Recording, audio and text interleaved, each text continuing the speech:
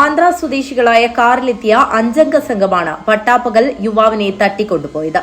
കറുത്ത കാറിലെത്തിയ സംഘം നഗരത്തിലെ ഒരു ഹോട്ടലിനു മുന്നിൽ നിൽക്കുകയായിരുന്ന മേൽപ്പറമ്പ് സ്വദേശി ഹനീഫയെ ആളുകൾ നോക്കി നിൽക്കെയാണ് തട്ടിക്കൊണ്ടുപോയത്.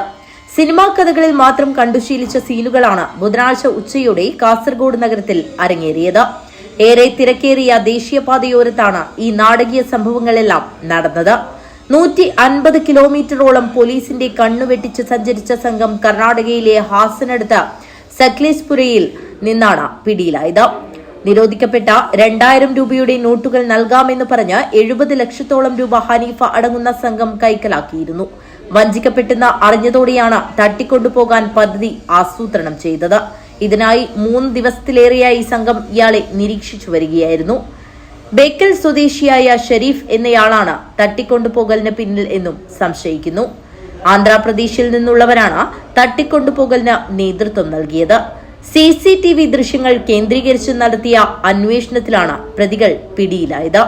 സംഭവത്തിൽ പോലീസ് സ്വമേധയാണ് കേസെടുത്തത്. News bureau, Kasaragod.